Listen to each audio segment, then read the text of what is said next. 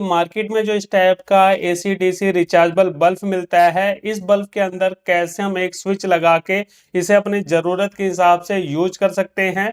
क्योंकि इस बल्ब के अंदर होता क्या फ्रेंड कि जैसे लाइट चली जाती है तो ये बल्ब अपने आप जलने लगता है। लेकिन इसकी दूसरी सबसे बड़ी प्रॉब्लम यह है कि इस बल्ब की बैटरी को चार्ज करने के लिए इस बल्ब को हमें ऑन रखना पड़ता है, बेशक आपको ज़रूरत हो या ना हो। अब मान लीजिए कि आप गांव वगैरह में रहते हो, तो गांव में क्या है कि कई बार दिन में लाइट आती है, रात में लाइट चली जाती है। तो रात में तो मान लीजिए आपने इसी बैटरी को यूज कर लिया और उसके बाद दिन में आपने इस बल्ब को लगा दिया चार्जिंग पे, तो उसके लिए बल्ब हमारा दिन भर जलता है, जिससे एक तो बिजली का बिल भी आता है और बीच में बाई चांस लाइट चली जाती है तो दिन में ही इसकी बैटरी यहाँ पे खत्म हो जाती है यूज होके, क्योंकि लाइट जाने के बाद ही तुरंत ये जलने लगता है। तो ऐसे में आज हम इस बल्ब के अंदर देखिए एक स्विच लगाएंगे, इस टाइप का यहाँ पे हम एक स्विच ले रहे हैं ताकि यहाँ पे जब हमें इसकी ज़रूरत ना हो तो सिर्फ इसकी बैटरी चार्ज हो, यहाँ पे ये बल्ब ऑटोमेटिक ना जले। इसके लिए यहाँ पे हम जुगाड़ करेंगे, तो वीडियो को बिल्कुल ध्यान से पूरा देखना। तो यहाँ पे सबसे पहले हमें क्या करना है, यहाँ पे इस स्विच को लगाने के लिए यहाँ पे हमें इसे खोलना पड़ेगा। तो खोलने के लिए देखिए फ्रेंड, यहाँ पे नीचे की तरफ इसका सर्किट वाला सेक्शन रहता है, तो उसी को हमें खोलना है। तो इस तरीके से पकड़ के हम इसको खोलेंगे। ये देखिए यहाँ पे हमने खोल दिया है और सबसे पहले ये हमारी बैटरी वाली वायर है, तो इसको हम यहाँ से हटा देंगे। ये देखिए हमने बैटरी वाली वायर को हटा दिया है और यहाँ पे एक पेज लगा हुआ है, पेज को हम पेचकस की मदद से खोलेंगे। तो यहाँ पे देखिए, यहाँ पे इस तरीके से हम इस पेज को खोल लेते हैं। बिल्कुल ध्यान से देखना कि कहाँ से आपको वायर निकालनी है, इसके लिए आपको अच्छे से समझना पड़ेगा इसको। तो ये हमने खोल दिया है। अब यहाँ पे देखिए सबसे पहले तो आपको ये जो स्विच है, इस स्विच को लगाने की जगह देखनी पड़ेगी कि कहाँ पे इसे लगाना है। तो जैसे कि मैं यहाँ पे सोच रहा हूँ इसको यहाँ पे लगाऊं, तो इसके लिए यहाँ पे हमें सिंपल सी कटिंग करनी पड़ेगी ताकि इस स्विच को हम यहाँ पे लगा पाएँ। तो ये देखिए यहाँ पे मैंने स्विच लगाने के लिए कटिंग कर ली है। अब उसके बाद देखिए फ्रेंड, यहाँ पे हमें वायर का कनेक्शन करना है। अब यहाँ पे वायर का कनेक्शन निकालना कहाँ से है वो समझ लो अच्छे से, क्योंकि अगर आपने गलत तरीके से वायर का कनेक्शन निकाल दिया स्विच के लिए तो यहाँ पे ये बल्ब आपका काम नहीं करेगा। तो इसके लिए देखिए यहाँ पे हमें क्या करना है, यहाँ पे वोल्टेज चेक करनी है। यहाँ पे वोल्टेज हम चेक करेंगे। तो वोल्टेज देखिए कैसे हम चेक करेंगे, इसके लिए यहाँ पे हमें इसको यहाँ से शॉर्ट करना पड़ेगा। तो इसके लिए हम एक होल्डर लेते हैं। तो ये देखिए मेरे पास एक होल्डर है और इसकी पीछे की दोनों वायर को मैंने छील रखा है, तो इसको हम पहले इस तरीके से जोड़ देंगे।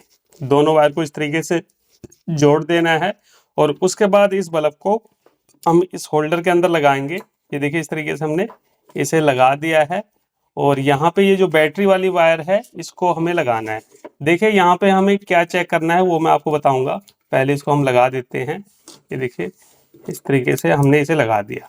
तो यहाँ पे इस तरीके से हमने लगा दिया है। अब हमें ये चेक करना है जैसे कि इस सर्किट से ये जो इसकी एमसीबीसी पैनल है, यहाँ से 3 वायर जा रही है। तो हमें देखना है कि कौन सी 2 वायर के अंदर वोल्टेज जा रही है, ये हमें पता लगाना है। तो 3 वायर है, तो एक वायर जो होती है वो हमारी एसी सप्लाई के लिए है। जैसे कि अगर हम होल्डर से इसे एसी सप्लाई देते हैं तो उससे हमारा ये बल्ब जलता है और एक वायर है हमारी बैटरी के लिए। तो यहाँ पे वही चीज़ हमें कंफर्म करनी है। तो चलिए वो चीज़ हम देख लेते हैं। इसके लिए मल्टीमीटर लेंगे, ये हमारा मल्टीमीटर है और मल्टीमीटर को हम कहाँ पे सेट करेंगे, DC 20 वोल्ट पे। अब ये हमने सेट कर दिया है। अब यहाँ पे हम चेक करेंगे तो इसके अंदर क्या है, यहाँ पे अगर आप ध्यान से देखोगे तो इसके अंदर टोटल 3 वायर है। तो ये जो ब्लैक वाली वायर है ये हमारी कॉमन होती है, यानी यहाँ पे अप्लाई के लिए भी काम करेगी और DC के लिए भी करेगी। तो यहाँ पे ब्लैक वाली को तो ब्लैक वाले पे रखेंगे इस तरीके से। देखिए यहाँ पे ब्लैक को ब्लैक के साथ में रखेंगे और उसके बाद यहाँ पे ये जो साइड में वायर है उस पॉइंट पे लगा के देखेंगे। तो आप मल्टीमीटर की स्क्रीन पे देख सकते हो इस साइड वाले पॉइंट पे जब हम टच कर रहे हैं तो यहाँ पे हमें 2.69-70 के आसपास वोल्टेज आ रही है और ये जो वायर का पॉइंट है इस साइड में रख रहे हैं तो यहाँ पे कोई भी वोल्ट शो नहीं कर रहा है। तो इसका मतलब क्या है कि ये जो रेड वाली वायर है और ये जो ब्लैक वाली वायर है ये हमारी बैटरी सप्लाई से आती है, तो इसी के अंदर करंट जाता है। तो हमें क्या करना है, यहाँ पे यहीं से वायर को निकालना है। हम क्या करेंगे, ये जो रेड वाली वायर जिस पॉइंट पे लगी है इस वायर को हम यहाँ से निकाल देंगे। तो यहाँ से पहले हम इसको हटाएंगे और ये जो रेड वाली वायर लगी है जहाँ पे, इसको हमें आयरन की मदद से निकाल देना है। ये देखिए यहाँ से मैंने वायर को हटा दिया है। अब यहाँ पे हमें क्या करना है, हमें एक वायर का टुकड़ा लेना है। तो ये देखिए यहाँ पे मैंने एक वायर का टुकड़ा लिया है। तो सबसे पहले देखिए हमें क्या करना है, फ्लक्स लगाना है।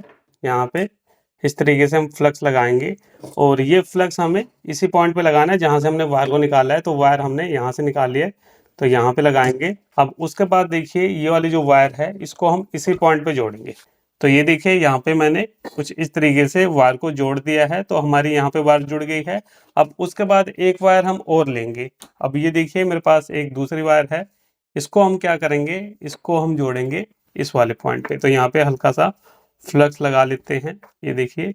और उसके बाद ये जो वायर है हमारी, इस पे हमें वायर को जोड़ना है। तो ये देखिए यहाँ पे मैंने इस वाली वायर को भी जोड़ लिया है। तो ये जो वायर होगी फ्रेंड, ये हमारी स्विच के लिए है, बाकी हमें कुछ भी करना नहीं है। अब यहाँ पे हमें टेप लगा लेनी है। ये जो हमारी रेड वाली वायर है इस पे थोड़ा सा टेप से इसे कवर कर देना है ताकि कहीं पे जाके ये शॉर्ट ना हो। तो इस तरीके से देखिए अच्छे से हमें टेप को लगा लेना है। ये देखिए ये हमने कर लिया। और उसके बाद हमें कुछ भी नहीं करना, इस तरीके से वायर को साइड में रखना है और जो इसका पेज वगैरह है इसको हमें दोबारा से लगा देना है। तो ये देखिए फ्रेंड यहाँ पे मैंने इसके पेज को टाइट कर लिया है। अब यहाँ पे देखिए हमारे पास ये दो वायर निकल के आ गई है। अब इस दो वायर का कनेक्शन हमें करना है इस स्विच के साथ में। अब यहाँ पे क्या है कि स्विच को हम लगाएंगे इस तरीके से, यहाँ पे लगाएंगे तो क्या है कि इसका जो पॉइंट है, ये जो पिन निकली हुई है ये थोड़ी सी बड़ी है, तो इसको हमें काट के छोटा करना पड़ेगा। जैसे कटर की मदद से इसकी लैग को हम छोटा कर देंगे। ये देखिए हमने छोटा कर दिया है। हल्का सा यहाँ पे हमें फ्लक्स लगाना है इन पॉइंटों पे। ये देखिए हल्का सा हमने फ्लक्स लगाया और उसके बाद ये जो वायर हमने लगाई है, ये जो वायर हमने निकाली है सॉरी, इसको हमें इसके अंदर जोड़ना है। तो इस तरीके से दोनों वायर को हम पहले निकाल लेंगे और यहाँ पे अच्छे से फिट कर लेंगे इसको। इस बल्ब को हमें फिट कर लेना है।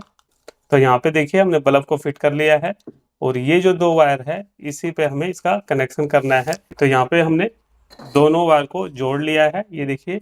और उसके बाद अब हमें कुछ भी नहीं करना, इसको अंदर की तरफ डालना है और स्विच को हमें इस तरीके से लगा देना है। तो ये देखिए फ्रेंड यहाँ पे हमने इस बल्ब के अंदर स्विच को लगा दिया है।